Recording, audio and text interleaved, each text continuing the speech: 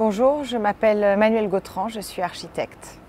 Nous sommes dans la terrasse du Bellaroya, donc le bâtiment qu'on a réalisé conjointement, Bouygues Bâtiment Sud-Est et Link City, et qu'on a achevé au mois de juillet, donc dans la terrasse de l'hôtel 4 étoiles.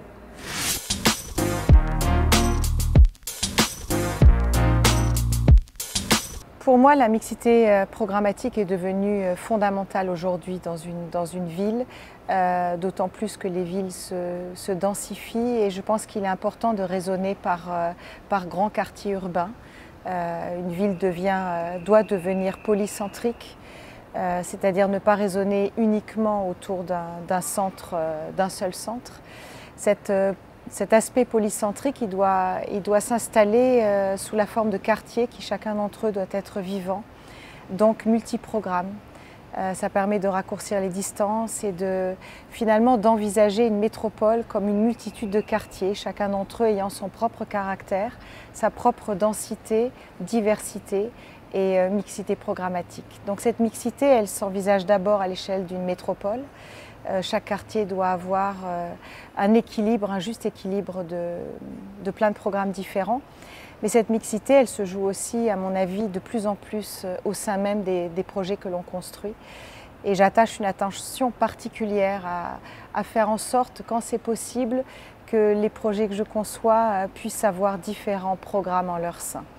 Ça permet de rendre le bâtiment au final plus riche, de lui donner une amplitude de vie bien plus large. Quand on peut par exemple mixer des logements et des bureaux, on se rend compte que ça fabrique des architectures qui sont vivantes la semaine et le week-end, qui sont vivantes le matin et le soir.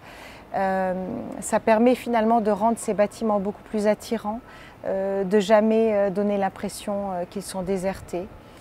Ça permet aussi de faire en sorte que les gens se rencontrent dans des rythmes de vie différents. Et enfin et surtout, ça permet de travailler sur une inscription environnementale et un respect dans un respect du développement durable bien plus profond, puisque ça permet finalement de mutualiser les sources d'énergie et de faire en sorte que lorsque les logements sont plutôt occupés le soir, les bureaux le sont un peu moins. Lorsque les bureaux le sont pendant la journée, les logements le sont moins. Donc ça permet vraiment de mutualiser les besoins en énergie, les sources d'énergie et finalement de travailler sur une compacité et une minimisation de beaucoup de choses, de la matière, des locaux techniques et ça permet vraiment de s'inscrire dans un respect de l'environnement qui est beaucoup plus fin et beaucoup plus profond.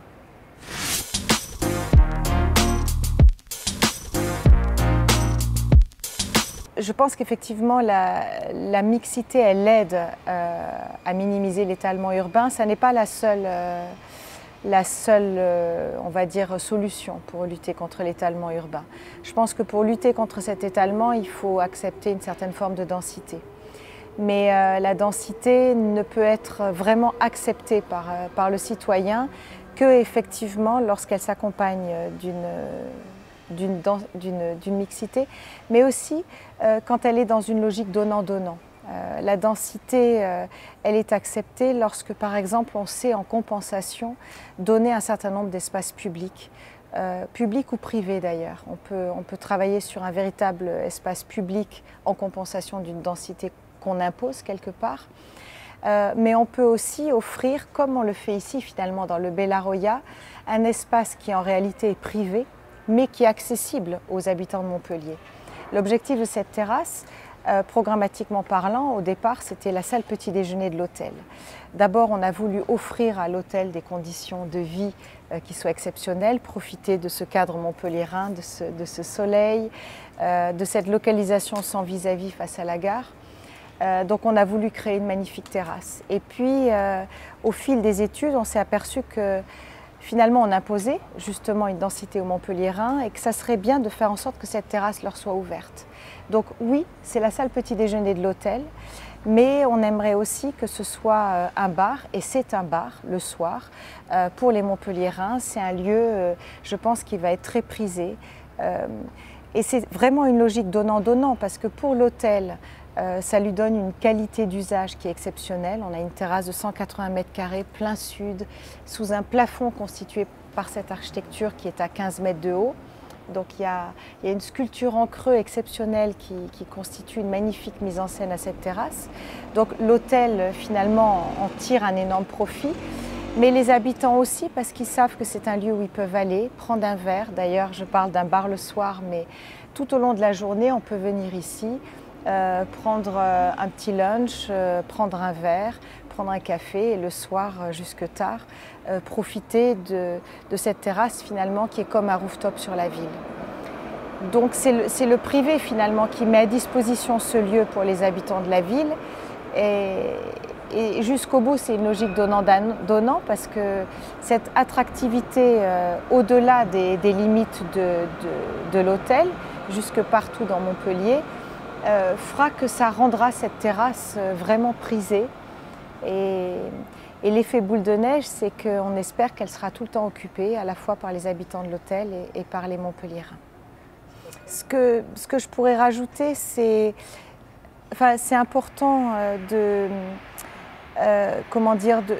bien mettre l'accent sur le fait que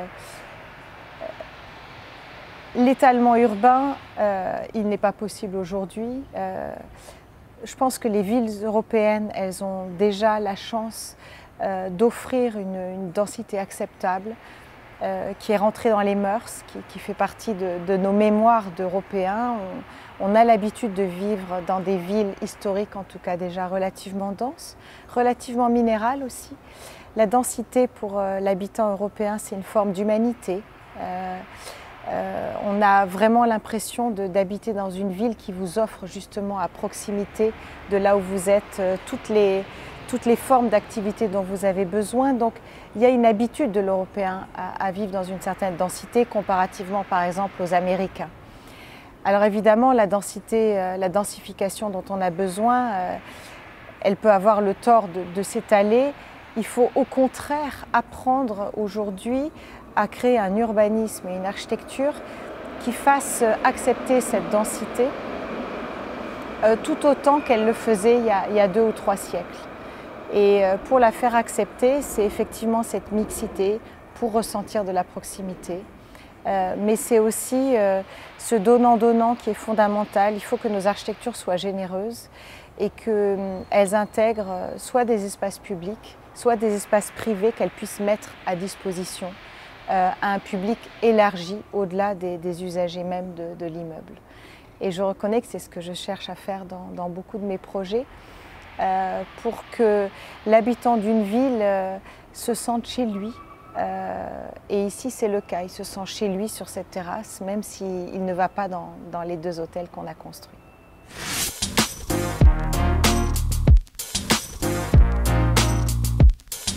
Le Bellaroya est un sujet intéressant parce que quand on a fait le concours avec Link City, l'objectif de la ville de Montpellier était principalement en fait de nous demander la réalisation de 2 hôtels et d'un espace de bureau. La mixité n'était pas envisagée plus loin que ça par la ville de Montpellier. Quand on a commencé les études de projet avec Bouygues et avec Link City, je me suis très vite aperçue qu'on arrivait finalement à installer sur la parcelle les 2 hôtels, un espace de business center, mais qu'il nous restait un peu de place, entre guillemets. Et j'ai proposé justement à l'époque à mon maître d'ouvrage Link City de rajouter des logements.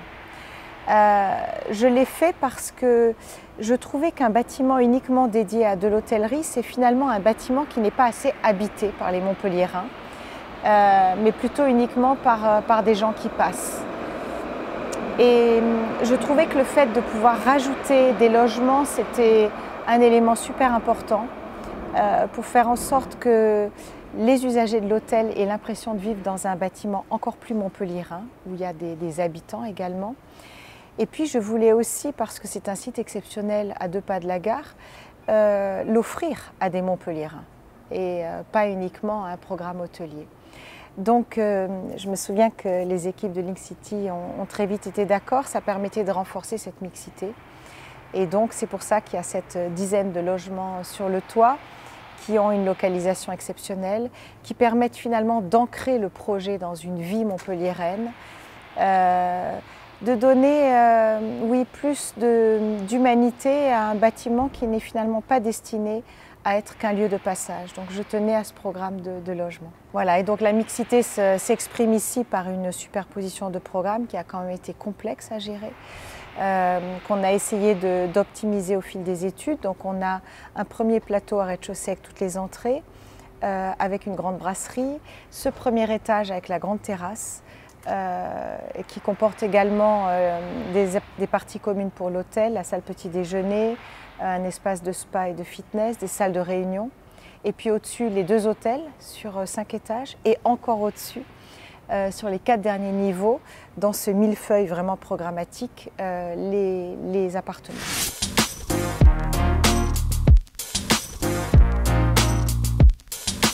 De toute façon, le développement durable, c'est toujours un enjeu.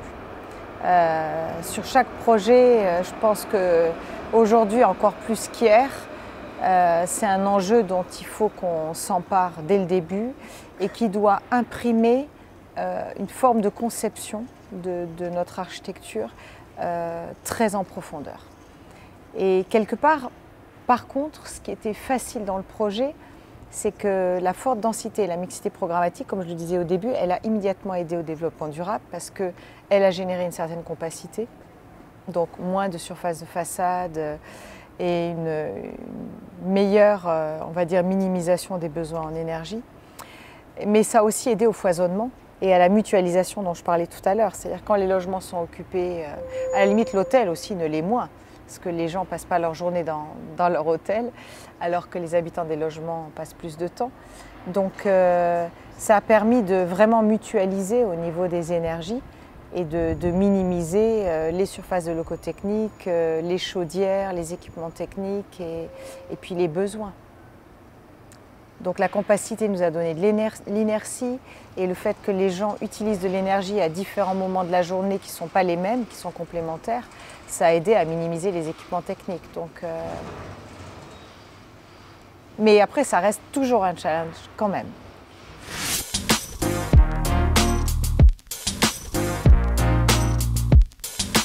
Je reconnais que j'aime beaucoup ce projet parce que je trouve que c'est une forme de densité qui garde un grand objectif de générosité. C'est-à-dire que finalement, sur une parcelle qui est toute petite, on a réussi à mettre beaucoup de programmes, mais on n'a jamais un sentiment de promiscuité. On n'a jamais un sentiment de densité extrême. D'ailleurs, la volumétrie du projet, je pense qu'elle est aussi intéressante parce que sur le côté nord, elle a un gabarit urbain qui ne monte que sur 6 étages et qui est tout à fait contextuel avec le centre de Montpellier. Sur le sud, où on est ici, on a un gabarit qui monte beaucoup plus haut, jusqu'à la limite de l'IGH qui est 28 plus la mezzanine, donc à peu près 35 mètres. Mais ces 35 mètres sont tout à fait acceptables. Bon, d'abord parce qu'on s'ouvre sur le reste de la ZAC, qui va comporter des immeubles encore beaucoup plus hauts que nous. Mais surtout, cette densité, elle est acceptable parce qu'on a cette grande voûte, ce grand espace en creux que j'ai appelé une grande conque. Programmatiquement, c'est notre salon urbain, c'est donc cette salle petit déjeuner avec sa belle terrasse. Et c'est un espace en creux. Il faut quand même se rendre compte qu'il fait à peu près 200 à 300 mètres carrés, que son plafond est à 15 mètres. Donc on n'a pas du tout un sentiment de densité finalement quand on regarde l'îlot depuis la façade sud. On a l'impression d'un projet qui est complètement évidé, avec un espace en creux extrêmement généreux, qui constitue une respiration magnifique, qu'on a orienté plein sud parce que évidemment on voulait prendre le soleil, même en hiver, on voulait que ce soit une terrasse habitée même en hiver, et puis on voulait aussi être protégé du Mistral, qui est un vent à Montpellier qui souffle depuis le nord. Donc c'est un espace qui va être habité tout au long de l'année avec nos grands parasols et qui, par cette échelle et cette monumentalité, ne donne jamais, encore une fois, une impression de densité. Donc je pense aussi que ça permet d'exprimer le fait que, architecturalement parlant, quand on arrive à faire une architecture savamment finalement inséré dans son site, on arrive à être très dense. On a 1, 2, 3, 4 programmes qui se superposent, mais on n'a jamais une impression d'étouffement. On a au contraire une impression de respiration et d'ouverture. On a l'impression que le projet tend les bras aux gens qui sortent de la gare, qui viennent boire un verre sur notre terrasse, et ils tendent de manière générale les bras à tous les Montpelliérains qui y sont accueillis. Donc la densité, lorsqu'elle est élégamment installée sur un site avec imagination, et lorsqu'elle intègre cette dimension de mixité, c'est pour moi vraiment la ville de demain, parce qu'elle est généreuse, et qu'elle est forcément attractive, et forcément elle sera appréciée des habitants de la ville.